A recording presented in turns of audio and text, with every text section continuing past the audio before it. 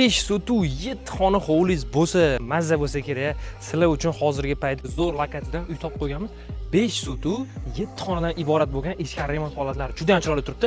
Kirish kerak, mazza qilib yashash kerak bo'lgan aynan shu hovlimizdan bitta obzorni beramiz. Videoni oxirigacha ko'rib, like bosib qo'yishni unutmanglar. Mahallasini, ko'chasini ko'rib turibsiz, qop-qora asfaltdan chiqqan tinch-nam o'zbekona mahalla. Uyimizni yonginasida ko'rib turibsiz, magazinlar ham tayyor turibdi. Mabodo non-pon naftiga kerak bo'lgan bo'lsa, shuni chiqib kelaverasiz.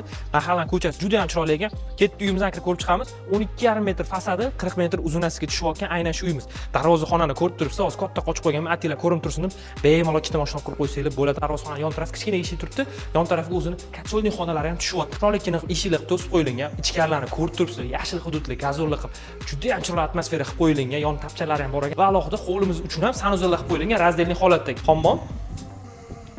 Orqa tarafini ko'radigan bo'lsak, hojatxonalar tushyapti. Xona pastga podvallar tushyapti. Ichida o'zini kladovkalar qilib qo'yilgan. Azgacha sablarga ko'ra ko'rsatamiz. Orqa tarafida ham o'zini alohida hovlichasi bo'lib turibdi. Bemalol orqa tarafga xohlasangiz qanaqadir uy-puy qurib yoki basseyn qursangiz ham bo'ladi. Yopib qo'yilgan. Xohlasangiz mabodo to'yxonami, qo'yxonami qilib qo'ysangiz bo'lar ekan. Mabodo o'zingizlarning xohishingizga qarab, chunki devor bilan to'sib qo'yilgan, tayyor holat turibdi. Ketdi ichkarini ko'rib chiqamiz. Asosiy eshigimizdan kirib kelganimizda o'rta o'tiradigan hovlimizni ko'rib turibsiz, televizorlar qilib, bu yoqqa divan kreslo qilib, juda ham chiroyli holatga olib kelib qo'yishgan. Ketdik. Shunda hovldan bu yoqdan kirib kelganimizda o'rta bu yoqqa chiroyli qilib stol-sullar qilib qo'yilgan. Ovqatlanib o'tirish uchun chap tarafimizga ayollarning sevimli onasi bilan oshxonamiz tushyapti. Chiroyli holatda.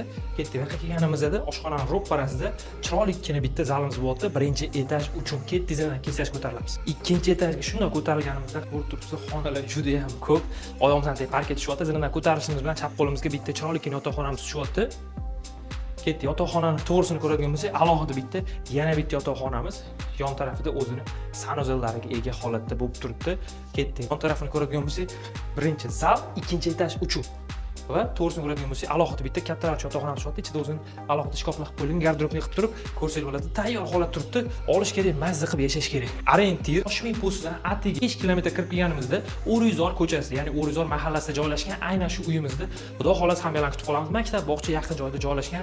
Bemalol pastdagi raqamlar, mana uy egalari raqamlar telefon qiling-da, o'zlariga aloqaga chiqib, tez-tez ulgurib qoling.